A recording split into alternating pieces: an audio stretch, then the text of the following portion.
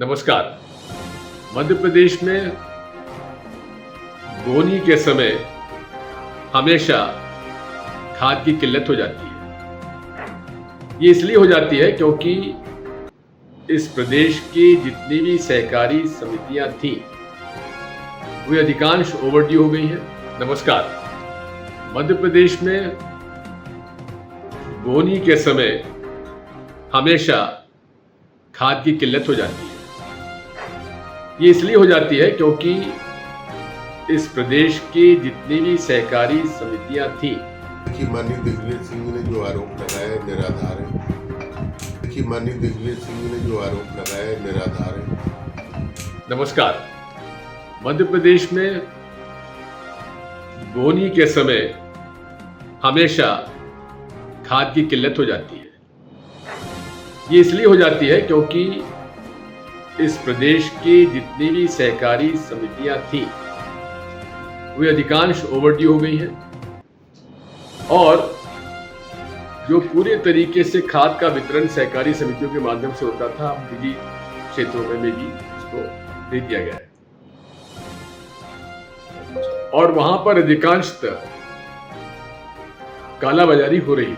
ये कालाबाजारी इसलिए हो रही है क्योंकि मध्य प्रदेश का खाद्य विभाग जिस प्रकार से कालाबाजारी हो रही है उस पर कोई अंकुश नहीं लगाता। प्रशासन पूरे तरीके से उसमें अपना हिस्सा पाती लेकर बैठ जाते हैं। इस प्रदेश में लगभग 8 लाख मीट्रिक टन डीएपी की आवश्यकता है, लेकिन इस मांग के खिलाफ केवल 1.25 लाख टन उपलब्ध हो पाए। अभी तक 70% खाद की आपूर्ति करती रही हैं संस्थाएं, लेकिन उनमें से अभी केवल 15% खाद मिल पाया। मैं हमेशा से मांग करता आया हूं कि पूरे फर्टिलाइजर का वितरण सहकारिता के माध्यम से होना चाहिए।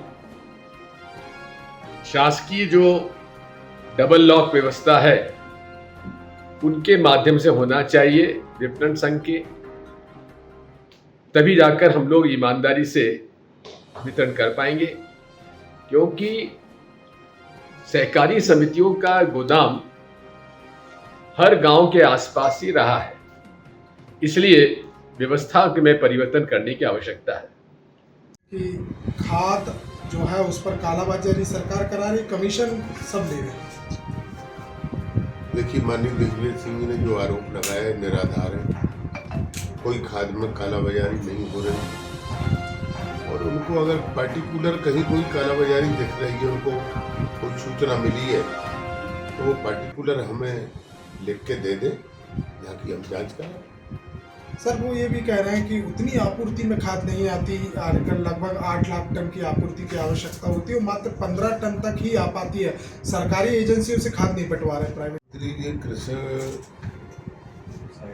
उद्योगपतियों की जो मेले लग रहे हैं, उद्योगपतियों को जो आमंत्रित कर रहे हैं, उससे एक तो हमारे संभाग वाइज मेले लगे हैं। अभी हमारे ग्वालियर में था, वहाँ हजारों करोड़ रुपए का निवेश हुआ।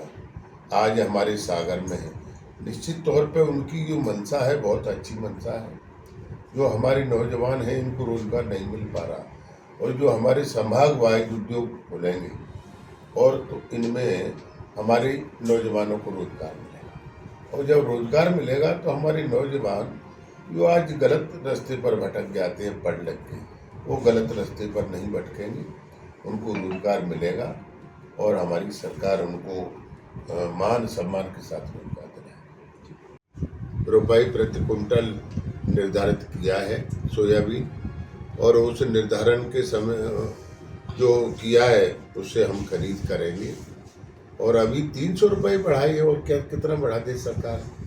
और दोनों सरकारों की हमारी सहमति हमने आज लिख के भेजा और हमें दूसरे दिन ही वहाँ से केंद्र सरकार से सहमति मिल गई।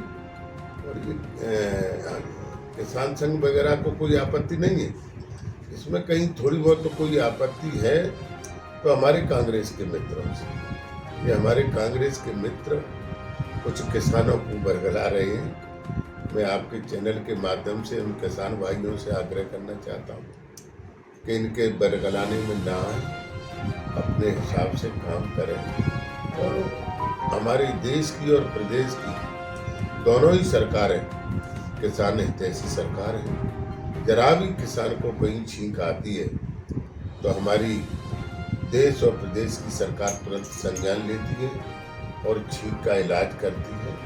हम किसानों के हित में हमेशा रहे हैं और किसानों के हित में दोनों ही सरकार रहेंगी।